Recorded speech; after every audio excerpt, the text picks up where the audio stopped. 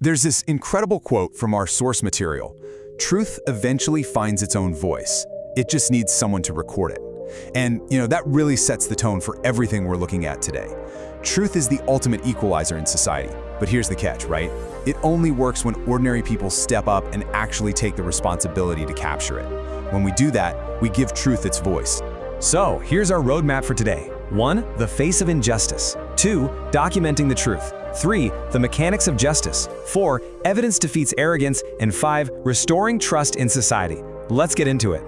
Part 1. The face of injustice. Power versus vulnerability. We often picture injustice as these massive, sweeping, historical events. But honestly, it usually shows up in much quieter, everyday abuses of authority. 240. That is the number that started this entire confrontation. A mere 240 rupees. That was the cost of vanilla ice cream that an arrogant police inspector just routinely demanded for free from a struggling street vendor. The vendor literally just needed that small amount of money to buy rations for his family. Yet the inspector used his position to intimidate the guy so he wouldn't have to pay. It's such a small number, but it's a colossal abuse of power.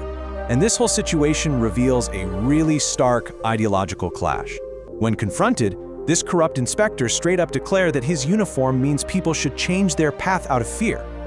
But little did he know, standing right there was a bystander who happened to be a senior IPS officer in plain clothes. Her response was immediate and clear. The uniform is meant for protection, and the law applies equally to everyone. It is the ultimate showdown, really. Intimidation on one side, civic duty on the other. Moving on to Part 2, Documenting the Truth, the Power of Bringing Receipts.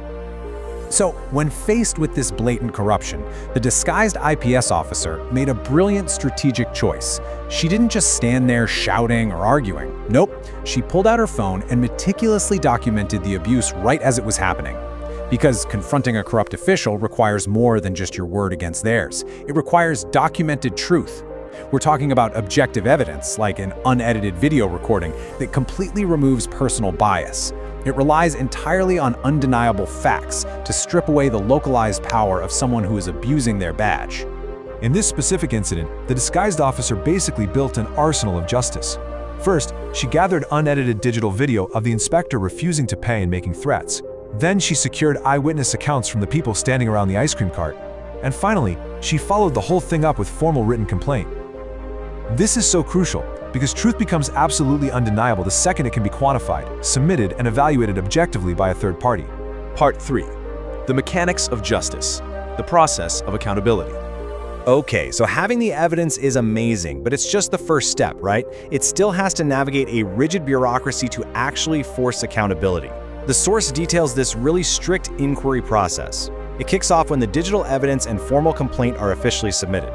That action triggers an official notice or summons to the accused, and in this case, the inspector was utterly shocked. From there, witness statements are officially recorded inside an inquiry room and cross-referenced with the video evidence.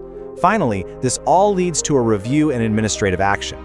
It really shows us exactly how truth systematically maneuvers its way through administrative protocol. This dynamic brilliantly illustrates the downfall of corruption. Think about it. The inspector was operating under this arrogant expectation that, hey, inside his station's territory, absolutely no one could touch him. His power was built 100% on fear. But the reality? He was abruptly summoned by an official committee based strictly on hard digital facts. His intimidation tactics were completely dismantled by proper emotionless protocol. Which brings us to Part 4. Evidence defeats arrogance, the outcome of truth.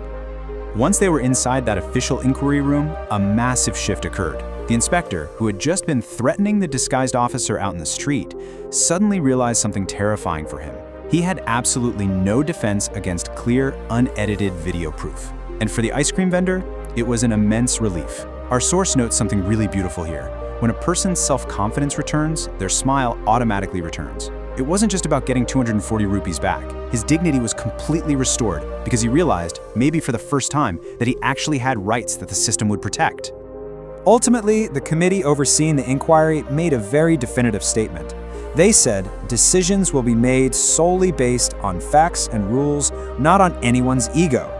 Because of this, disciplinary action for the inspector was inevitable, and it proves a vital lesson. A uniform, a fancy title, or a position of authority can never, ever act as a shield against documented truth and due process. And finally, Part 5, Restoring Trust in Society, the Ripple Effect of Justice. The impact of insisting on proper procedure like this, it extends way, way beyond a single street corner. It creates this massive ripple effect across all of society. Just look at the timeline here. On day 1, a vulnerable vendor gets justice. Fast forward to month 1, and hospitals are ensuring equal treatment for all patients because suddenly accountability is the expectation. By year 1, institutions like land registries are peacefully verifying ownership because citizens actually trust the validity of documents over intimidation. And always, it fosters an environment where citizens feel safe enough to just help each other daily. When we uphold truth in one instance, we restore our faith in the entire system. The core takeaway here is actually pretty simple. True power, it's not found in a position, a uniform, or a bank account. True power is found in honesty, taking responsibility, and showing basic humanity. Every single time we choose to rely on documented facts over hearsay or threats, we are reinforcing the very foundation of societal trust. Which leaves us with one final, provocative thought. We've seen exactly how the mechanics of justice work, but they always require a catalyst. So, when injustice happens in plain sight, will you be the one to record the truth? Will you give the truth its voice? Thank you so much for joining me for this explainer, and remember, always stand up for the facts.